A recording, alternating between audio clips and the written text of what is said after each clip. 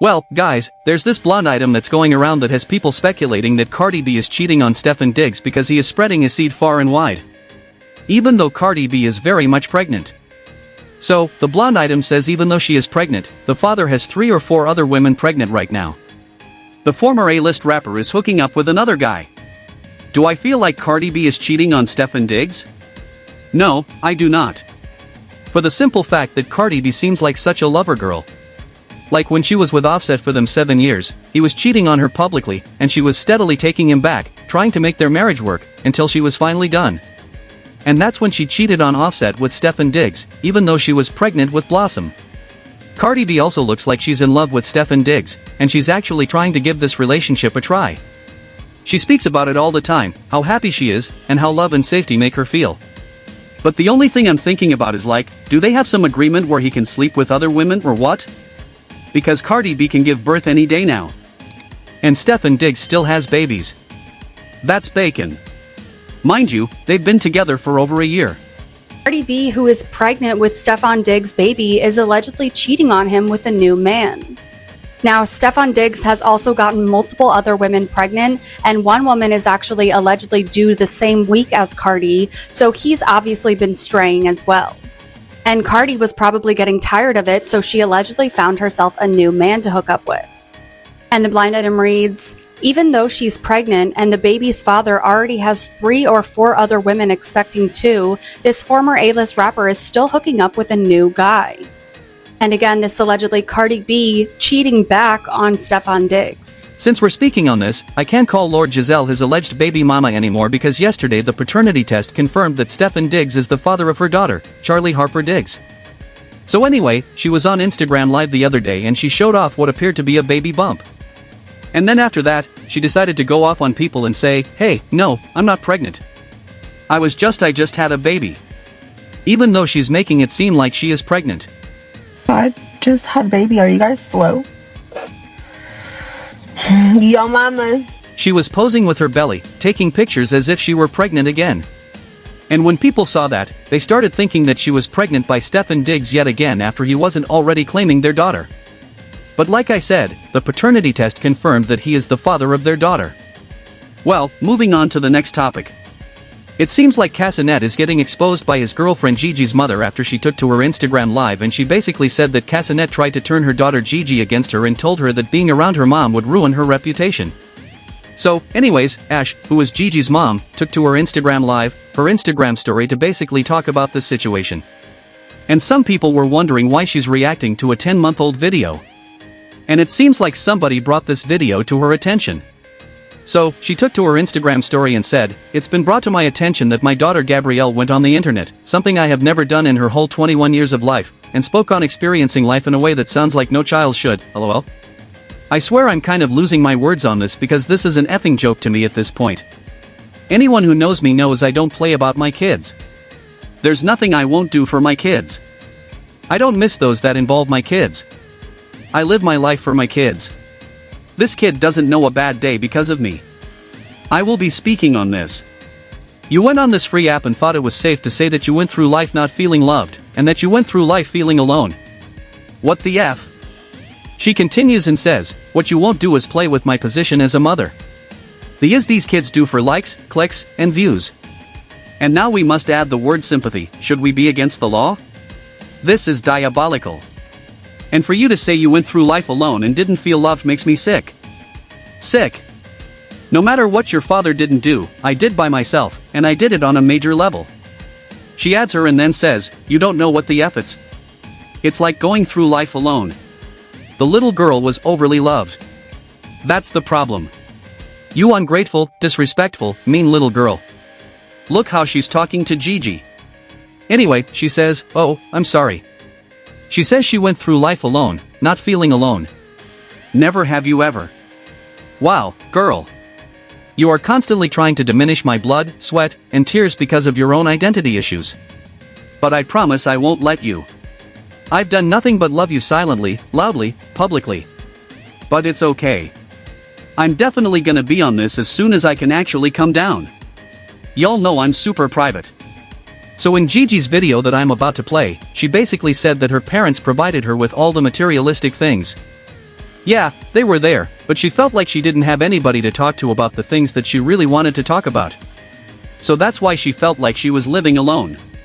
But you guys go ahead and take a look at the clip. Like, there's like this rich kid, and then they have like the parents that's always at work, but the parents is like, okay, like, I'm just gonna get you a new purse. I'm just gonna get you a new this. I'm just gonna get you a new that. And it's like, yeah, like that stuff would be cool because it's like, okay, now like I got it. But it's like, no, I just really wanted somebody that was there to just listen and just, you know, somebody I could open up to. And I feel like that made me the way I am today. And I'm learning now that I don't have to be this way, but I feel like it made me like strong. Like it made me like feel like I have to hold everything in. Like I don't talk to no, like not like that, but like anytime I'm going through something, you'll never know because it's like, I don't open up to people. I don't talk to people because I never really had that as a child. So it's like now it's easier for me to just get through life alone. Way easier. Even though I can't even say that I just go through bad stuff, but it's like, you know, everybody have their own problems, and I'm sure y'all have y'all own problems.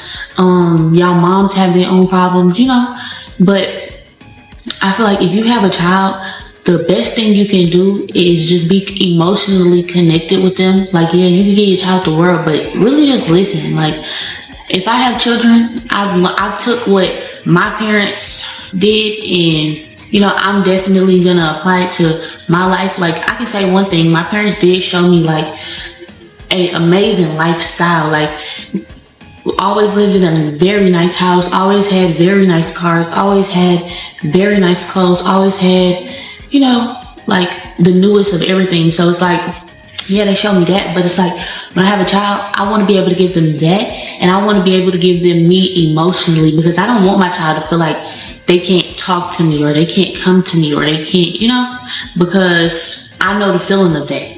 As you guys can see, Gigi basically said that her parents gave her a very good life.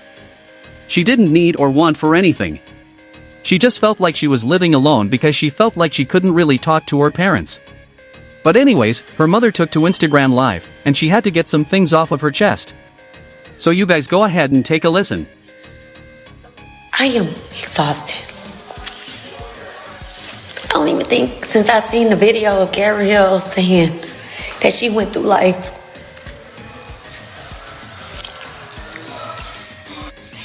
I'm sorry, but I gotta be honest. Seeing that video, I can't speak for all moms or dads. I don't want to single any, you know, moms or dads out, but seeing that video broke me. It broke me. To say,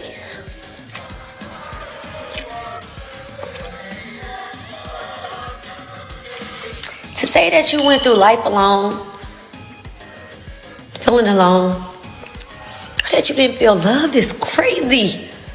Like, I've been a stay-at-home mom for 15 years, y'all. 15. That was so I could be there, and I was there. I haven't missed anything in that kid life. Nothing. I can't think of nothing I've missed. I haven't slept barely in 2 days. I have been replaying my life over and over. The more I replay my life, the more proud of myself I am, actually. Like, to say you went through life alone and unloved, I don't ever want to compare my life to my child's life, because I didn't choose my life as a child, but I chose definitely to the best of my ability what hers could look like.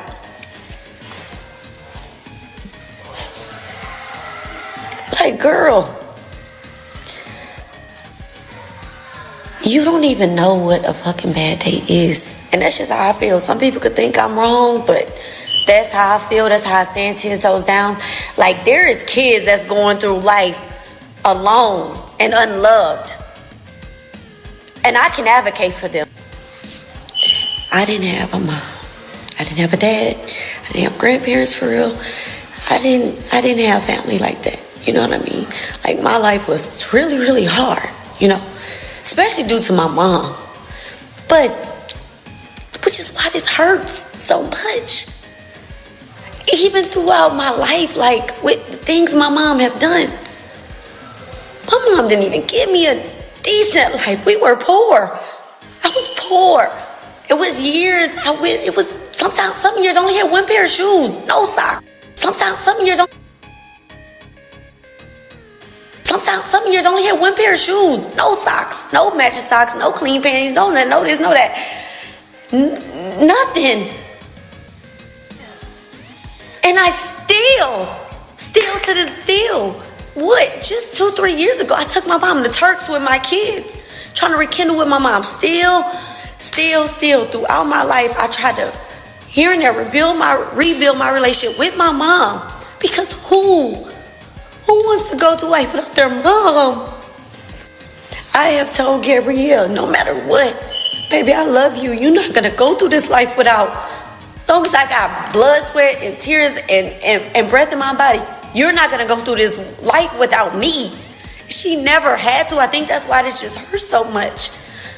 And don't get me wrong, that Gabrielle's dad was never around, y'all. Never. Gabrielle's dad come from a decent family. Gabrielle is her dad's only child. I have 5 kids. 5. And I have custody of my niece. The same year I had my last kid, I gained custody of my niece. But I've always had my niece. People who know me, have followed me, they know how I am about these kids. So it's like, how dare you, Gabrielle? Like, it's just ridiculous, you know. And I don't want to condemn her dad or convict her dad or go down that road, because I have forgiven her dad. I have talked to him. Shit, she just had a 21st birthday party. I threw that for her. She didn't even want to. I was like, no, baby, I've been waiting on this day. Through her big, beautiful birthday party, I invited her dad. You know what I mean? But Gabrielle's dad was never there. Yeah, but it's just like, I fought for this girl. Like I seen somebody in the comments say, oh, because her mama was outside chasing rich niggas and wasn't at home with her daughter. Baby, I don't gotta chase a fucking thing that I attract, okay? You don't chase what you attract. Rich niggas come dime a dozen. Always have. Even when I was that young girl, getting it out the mud, working at the casino, working at night, getting my baby to school, doing what I gotta do. Like, y'all don't know me. Don't speak on me. Get out of my comments. Get out of my DMs. I don't give a fuck. The reason I'm speaking on this is because I have never in her whole life went to the internet with my problems. I never bashed her dad. I never talked about how he never showed up to one birthday. One. Not one. It was invited to all her birthdays. He never showed up. He came to her 18th birthday party. Well, 18th birthday trip. And that is where me and her really fell out. She called herself inviting her dad on the Aspen trip that I was helping, that we were planning for her 18th birthday party. I'm like, sweetheart, I'm not going on a birthday trip with your dad. Your dad has never showed up. He ain't never been there. And mind you, a couple years prior, he called himself going to the courts and lying on me. I still won custody. Still did that. Still fought for her. And that's another problem. I fought for her. I saved her. Gabrielle was disobedient. Gabrielle was going down the wrong road. I fought for her. The year my baby was born, he's 6 now, was a really hard year. It was a really hard year. That year I gained a baby. I gained my custody of my niece, and Gabrielle started cutting up. So I'm in court for this. I'm in court for that. I'm fighting for my life. Like, girl, you was on the internet doing wild shit back then. And your dad, all he did was enable you. Like, Gabrielle never tried the disobedient slick shit with me. She knew, because I was on her. All this, you didn't feel love, girl, you knew I loved you. I ain't play with you. I ain't play about you. Never. I sent you to your dad for 3 weeks. You on the internet cutting up, doing wild shit. I tell you, when you get home, you taking that weave out your head. I'm taking that phone. I'm on your ass. I never gave up on you. I used to have to, literally, y'all, I used to have to, because I'm not going materialistic, because hands down, I did that. I did that because I loved her, not to not to, I guess, bless her or make it like, ooh, we half the shit I did for her, we never even post. Never. I never live for the internet. That's why I think I'm taking this shit hard. Like, anyway, let me not get off track. I sent Gabrielle to her dad. She tripping, acting wild, disobedient. And Gabrielle, you know you don't want me to post the stuff you was doing, and I won't. And I won't. But if I did, Mr. Casanat, you will know, baby. The woman that you in love with, that's me. That's me shining through her. And by the grace of God, I thank that. But Gabrielle was tripping, and her dad was